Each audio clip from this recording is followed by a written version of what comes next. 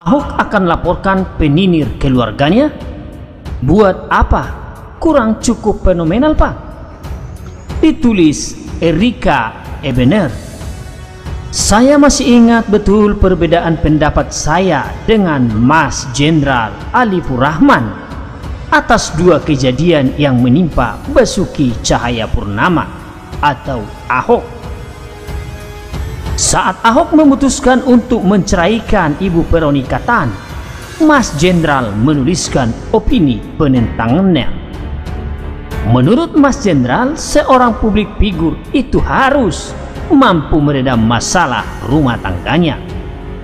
Jika dia gagal dalam rumah tangga, maka akan dipertanyakan kemampuannya dalam memimpin kelompok yang lebih besar. Kira-kira argumen yang dituliskan Mas Jenderal seperti itu.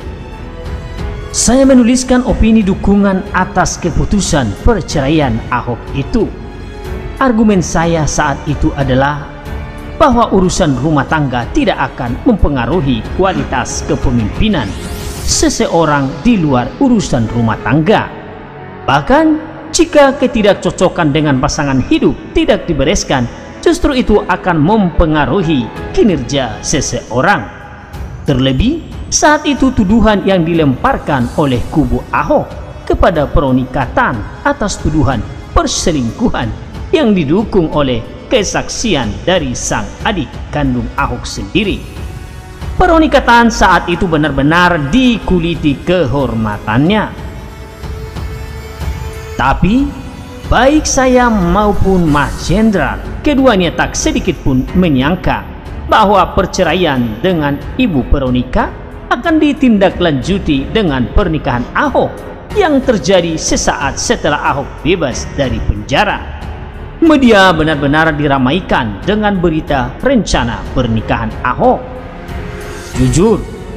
Jujur saya sok membaca tentang rencana pernikahan Ahok dengan mantan ajudan Veronica Tan yang umurnya hanya terpaut 1 tahun dengan anak tertuanya, yaitu Nicholas. Saya bahkan tidak percaya dan menganggap berita itu hanya hoax saja. Sampai akhirnya saya melihat sebuah video di mana Ahok membawa calon istri baru yang masih sangat muda itu ke rumah Oso. Mas Jenderal sempat mengejek-ejek saya waktu itu. Apa saya bilang? Dan saya masih saja berusaha menyangkalnya. Sebenarnya Mas Jenderal sendiri tidak mengeluarkan pernyataan yang jelas apakah dirinya mendukung atau menentang atas pernikahan itu. Atau saya lupa, karena itu sudah cukup lama. Namun saya ingat betul apa opini saya atas pernikahan Ahok pasca bebas dari penjara itu. Dalam analisa saya saat itu, saya tiba pada kesimpulan bahwa perceraian antara Ahok dan Veronica Tan bukan 100% karena perselingkuhan Veronica Tan dengan laki-laki lain. Tuduhan Ahok kepada Veronica Tan yang didukung oleh Pipi, adik kandung Ahok saat itu, saya pikir hanya alibi dari kejadian yang sebenarnya, bahwa Ahoklah yang berselingkuh. Lalu dia mengungkit cerita-cerita lama yang terjadi dalam rumah tangga mereka. Jika saat itu Mas Jenderal menyoroti akhlak seorang publik figur atas perceraian perkawinannya, saya menyoroti akhlak publik figur atas keputusan menikah pasca bebas dari penjara setelah didahului kasus perceraiannya yang belum seumur jagung. Pada pandangan saya melihat Ahok melupakan bahwa hal atas keputusannya untuk menikahi istri barunya, dan itu sangat merugikan dirinya sebagai seorang publik figur.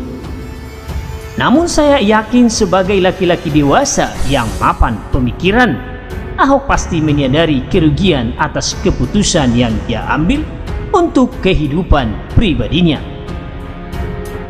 Jika hari ini lahir kelompok sahabat Pero, itu pasti isinya sebagian besar adalah orang-orang yang dulu mendukung Ahok, yang kecewa atas keputusannya untuk menikahan mantan ajudan Veronica Tan yang hampir seumuran dengan anak tertuanya. Ditambah Ahok itu pun punya anak perempuan yang sangat menentang keputusan sang ayah.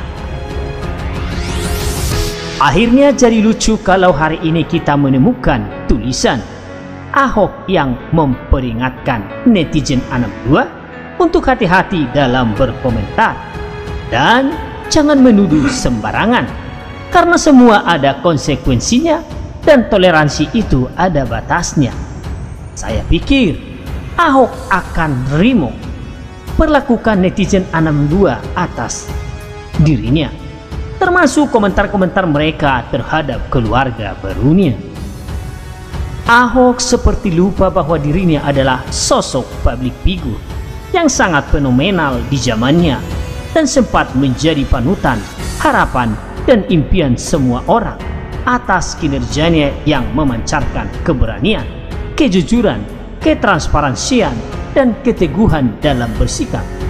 Saya pikir Ahok akan paham bahwa keputusannya menikah sesaat setelah bebas dengan seorang wanita yang sangat muda, mantan ajudan istrinya pula, setelah berhasil menceraikan istri yang telah mendampinginya belasan tahun, adalah satu keputusan yang sangat kontroversial dan akan menumbuhkan antipati di dalam hati sebagian pendukungnya.